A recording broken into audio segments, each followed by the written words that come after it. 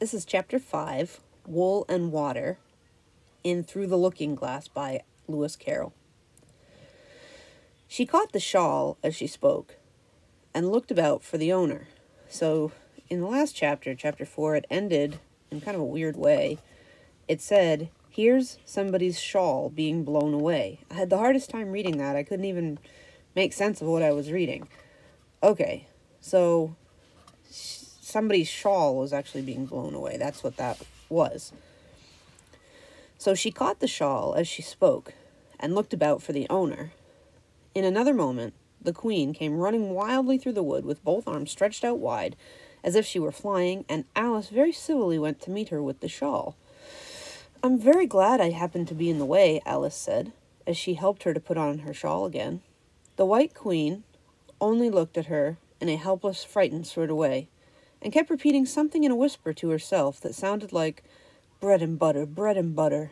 And Alice felt that if there was to be any conversation at all, she must manage it herself. So she began rather timidly. "Am I addressing the White Queen?" "Well, yes, if you call that addressing," the Queen said. "It isn't my notion of the thing at all." Alice thought it would never do to have an argument at the very beginning of their conversation. So she smiled and said, "If your Majesty will only tell me the right way to begin, I will do it as well as I can." "But I don't want it done at all," groaned the poor Queen. "I've been addressing myself for the last 2 hours." It wouldn't have been all the better, as it seemed to Alice, if she had got someone else to dress her. She was so dreadfully untidy. "Every single thing's crooked," Alice thought to herself, "and she's all over pins. May I put your shawl on straight for you?" she added aloud. "I don't know what's the matter with it," the Queen said, in a melancholy voice. "It's out of temper, I think. I've pinned it here, and I've pinned it there, but there's no pleasing it." "It can't go straight, you know, if you pin it all on one side," Alice said, as she gently put it right for her, "and, dear me, what a state your hair is in." "The brush has got entangled in it," the Queen said with a sigh, "and I lost the comb yesterday." Alice carefully released the brush and did her best to get the hair into order. "Come, you look rather better now," she said, after altering most of the pins. "But, really, you should have a lady's maid." "I'm sure I'll take you with pleasure," the Queen said. "2 pence a week, and jam every other day." Alice couldn't help laughing, and she said, "I don't want you to hire me, and I don't care for jam." "It's very good jam," said the Queen. "Well, I don't want any today, at any rate." "You couldn't have it if you did want it," the Queen said. "The rule is jam tomorrow and jam yesterday, but never jam today." "It must come sometimes to jam today," Alice objected. "No, it can't," said the Queen. "It's jam every other day. Today isn't any other day, you know." "I don't understand you," said Alice. "It's dreadfully confusing." "That's the effect of living backwards," the Queen said kindly. "It always makes one giddy, a little giddy at first." "Living backwards?" Alice repeated in great astonishment. "I never heard of such a thing. But there's one great advantage in it, that one's memory works both ways."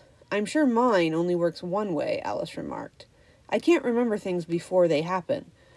"It's a poor sort of memory that only works backwards," the Queen remarked. "What sort of things do you remember best?" Alice ventured to ask. "Oh, things that happened the week after next," the Queen replied in a careless tone. "For instance, now," she went on, sticking a large piece of plaster on her finger as she spoke, "there's the King's messenger. He's in prison now, being punished, and the trial doesn't even begin until Wednesday. And, of course, crime comes last of all." "Suppose he never commits the crime," said Alice. "That would be all the better, wouldn't it?" the Queen said, as she bound the plaster around her finger with a bit of ribbon.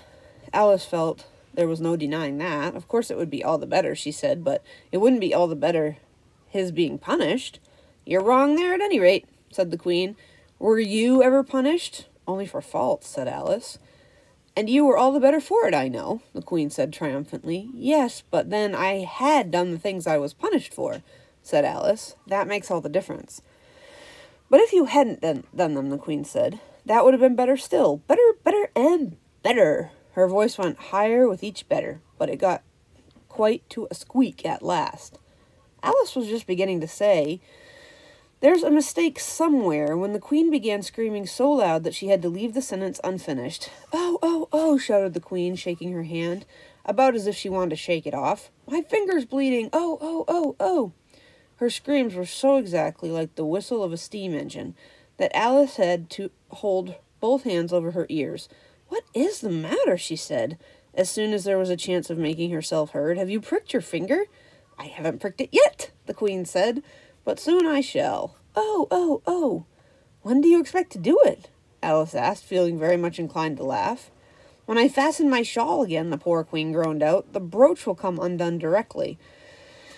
Oh, oh, she said as the brooch flew open, and the queen clutched wildly at it and tried to clasp it again. Take care, cried Alice, you're holding it all crooked. And she caught at the brooch, but it was too late. The pin had slipped, and the queen had pricked her finger. That accounts for the bleeding, you see, she said to Alice with a smile. Now you understand the way things happen here. But why don't you scream now? Alice asked, holding her hands ready to put over her ears again. So I'm just going to make a note of that. So time goes backwards in this through the looking glass place.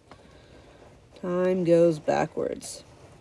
An interesting activity here might be to pick a scenario that you actually lived or that you imagine and write it as though it were going backwards.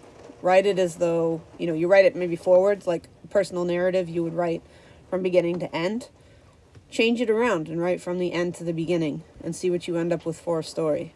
Nonsensical, I'm guessing, but it might be kind of fun to do that. Nonsensical. Yeah, just make a note. Okay.